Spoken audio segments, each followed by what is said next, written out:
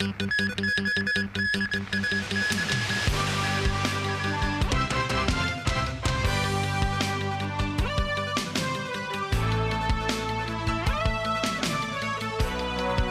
evening and welcome to TVB News. The first test sporting events was held at the Kek Youth Sports Ground today.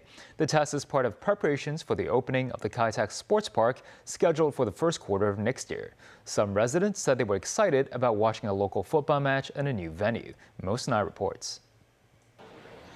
With the test match starting at 4:30 p.m., many spectators queued outside the Kek Youth Sports Ground, which is part of the Kek Sports Park, for security inspection. Members of the public must comply with certain regulations when they are in the venue, including the national security law and national anthem ordinance. The sporting event was a second division football match between Saikong and Wontaixin. While the venue can accommodate 5,000 people, only 1,000 spectators were allowed for the test event today. Shandong MTR station is near the sports park. Inside the station, direction signs can be seen showing the location of the sports park. Some people said it was easy to find their way out and expressed excitement about the new venue. Yeah, there's plenty. Yeah, you can't miss it. The direction is clear, and also inside the MTR, the railway station also has some announcement. So it's very good. Quite excited for the venue rather than the matches. Yeah, I would like to see how large is it and also the operation. Some of our family also supports the teams, but also we want to see the new stadium, the first ever game played in the stadium. Lawmaker Starry Lee also watched the match with some Kek residents, hoping to test out the nearby facilities. Bus stops near the Kek Sports Park add to the convenience, allowing people to commute to places such as Mongkok. Memos 9, TVB News. Secretary for Development Bernadette Lin says recent developments in the property market could speed up the government's launching of more land. Speaking on a TVB program, Lin noted the housing policies listed in the policy address could have an impact on the government's sale of land in the fourth quarter of this year. She said besides the government, land developers could supply their own land under a lease modification for authorities to reach their target. Hong Kong has seen an increase in property transactions after measures in the latest policy address helped to stimulate the property market. Financial Secretary Paul Chan believes the situation will not lead to a surge in property prices. This as he forecasts economic figures in the third quarter of this year to be less than satisfactory.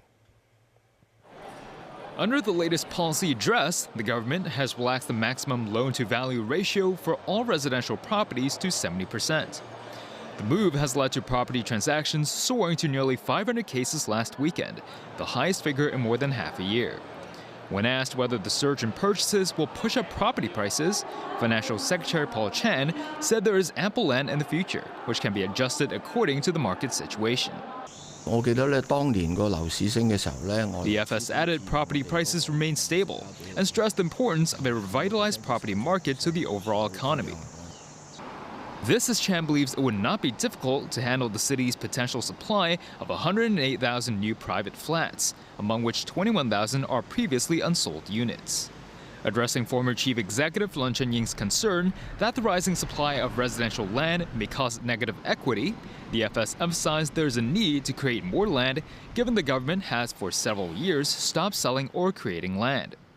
Chan was more conservative when forecasting economic figures for the third quarter of this year, which are set to be announced on Thursday. But he added the economy will turn for the better in the long term. Financial Secretary Paul Chan will be visiting Saudi Arabia next week to attend the Future Investment Initiative. This as two Hong Kong Exchange Trade Funds, or ETFs, are to be listed in the Middle Eastern country with the aim of attracting local investors. The 8th Future Investment Initiative will be organized by the Saudi Public Investment Fund, which holds 7.2 trillion Hong Kong dollars worth of assets. The event will start on Tuesday and last for 3 days in the Saudi Arabian capital of Riyadh. The theme this year is Investing in the Moment, Creating the Future. Financial Secretary Paul Chan will attend the event for the second consecutive year and will give a speech introducing the Global South to the role of Hong Kong under the Belt and Road Initiative. During Chan's visit to Saudi Arabia, two funds tracking Hong Kong stocks, called ETFs, will be listed on the Saudi Arabian Stock Exchange. One of the funds is valued at about 10 billion Hong Kong dollars. An economic academic specializing in investment said the ETFs are expected to be popular among Saudi Arabia's business sector as well as retail investors. Terence Chong, the executive director of CUHK's Lau Chor Tak Institute of Global Economics, said both the Saudi royal family and average Saudi citizens are wealthy, but their own financial market is small and underdeveloped, offering relatively few products. He said if products are available to them, Saudis may consider them as investment opportunities. Chong noted Hong Kong needs to look for markets outside Western countries owing to the current geopolitical situation. This as Saudi Arabia works towards its 2030 vision and is keen to develop industries outside of oil. The academic suggested when developing Islamic finance in the city, Hong Kong could loosen some regulations to attract Saudi and Middle Eastern investment. Chong said some members of the Saudi royal family may not like to disclose too much of their personal information, adding that the city could introduce a version of products suitable for Islamic finance. Japan went to the polls today in elections for the lower house of parliament. Prime Minister Shigeru Ishiba's ruling party is not expected to do well. Voting took place across the country where 1,344 candidates, including a record 314 women, are running for office. Polls were scheduled to close at 7 p.m. Hong Kong time, with the results expected within several hours. Ishiba's conservative ruling party is bracing for a blow to its comfortable majority in the lower house of parliament, amid public rage over financial scandals and a stagnant economy. Ishiba took office on October 1st, replacing Fumio Kishida. The opposition Constitutional Democratic Party of Japan, led by centrist leader and former Prime Minister Yoshihiko Noda, is expected to make strong gains.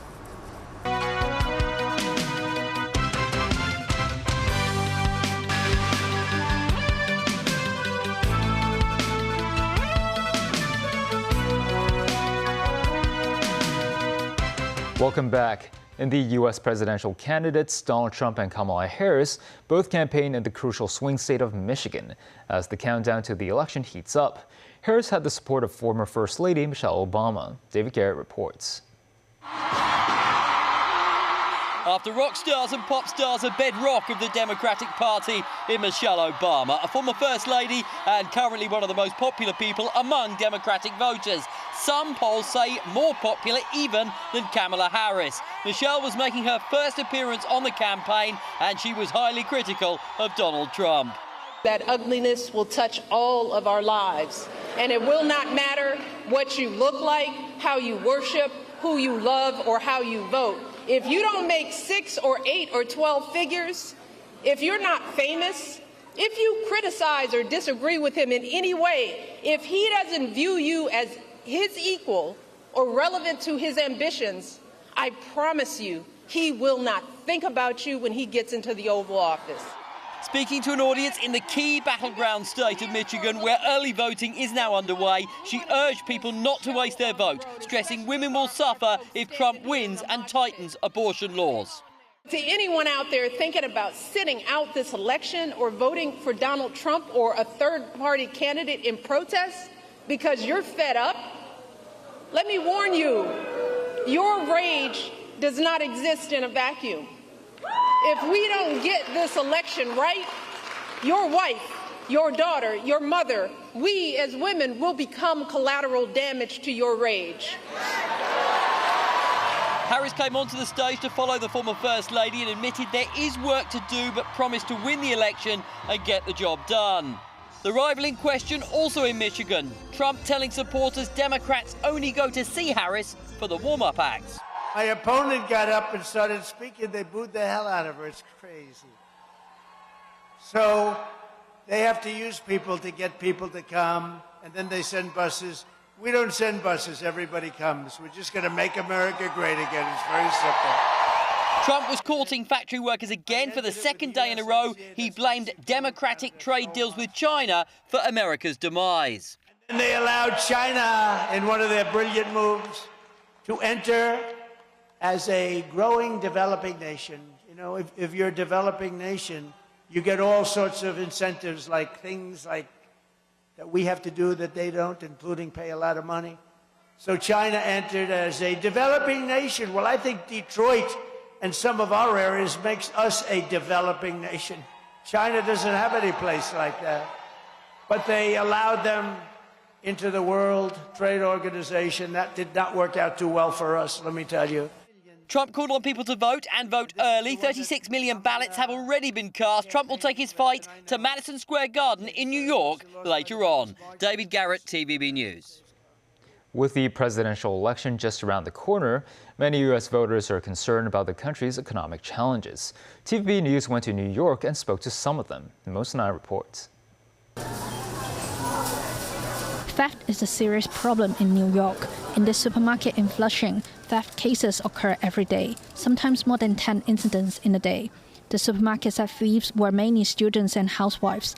Mr. Lee, who helps with security for the locals, said offenders will often sell stolen items to maintain a living. To step up security, extra CCTV cameras are installed and more security guards are recruited.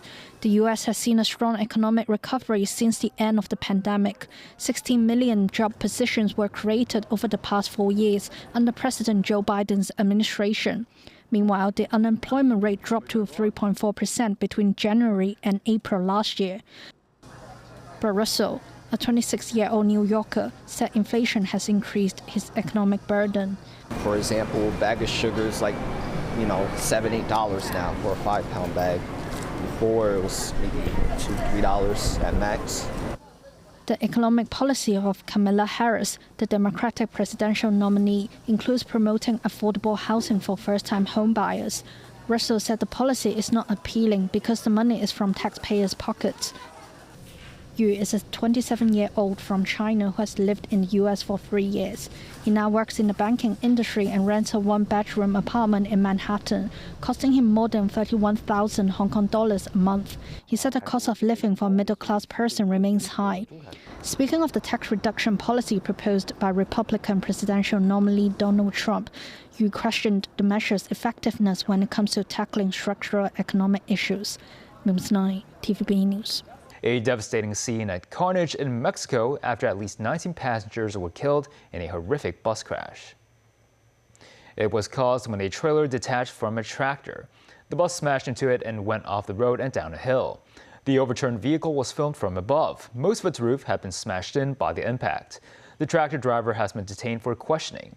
The initial death toll was given as 24. Some injured were pulled out from the upturned bus and are being treated in hospital. In France, the remains of a 145 million-year-old dinosaur is set to go under the hammer at auction in November. Valued at millions of dollars, its sale could set a new milestone in the booming market for fossils. Dubbed Vulcan, the giant specimen is the largest dinosaur skeleton ever to come to auction, according to auction houses. The remains are believed to be those of an Apatosaurus, a large dinosaur that populated North America around 150 million years ago during the late Jurassic period.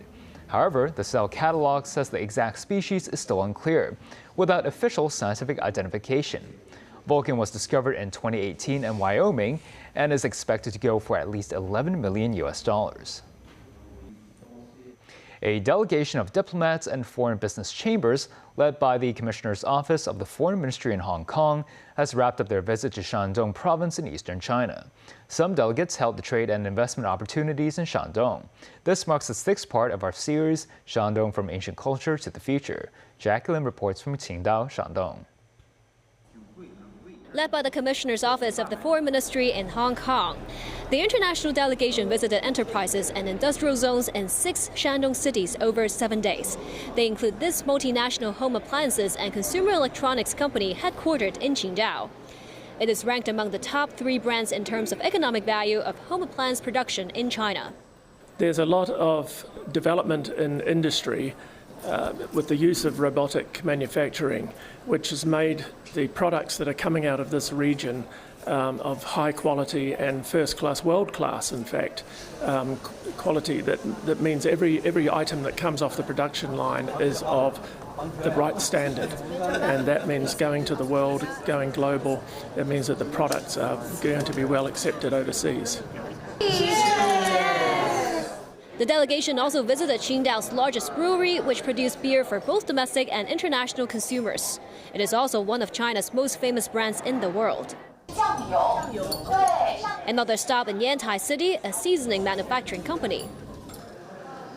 In the Weihai New Development Zone, the delegation visited industries, including a fashion design and production enterprise, where they learned how the company integrates technology and smart systems in their design, services, and manufacturing processes. Shandong is very vibrant. It's very beautiful. There's lots of history, but it's also very industrious and very commercial. And so the opportunities for all the countries, Canada included, are enormous. The trade between Canada and Shandong is already very big. It's each Shandong and Canada each are, I think, the fourth largest trading partners between China's cities and Canada. During the trip, the delegation experienced the various facets of Shandong, from its ancient culture to modern industries that set sights on the future. Prior to their return to Hong Kong, Cui Jianchun, Commissioner of the Ministry of Foreign Affairs in Hong Kong, said Shandong has played a big role in supporting the growth of the overall Chinese economy, and he hopes the foreign consulate corps and business community in Hong Kong will continue to take part in high-level cooperation between Hong Kong and Shandong. The Commissioner's Office of the Ministry of Foreign Affairs in Hong Kong has organized 2 such tours this year for representatives of consulates and chambers of commerce in Hong Kong. The previous visit took place in July in Hainan Province and lasted for 5 days. Jackie Lin, TVB News, Shandong. And that's the news. Thanks for watching.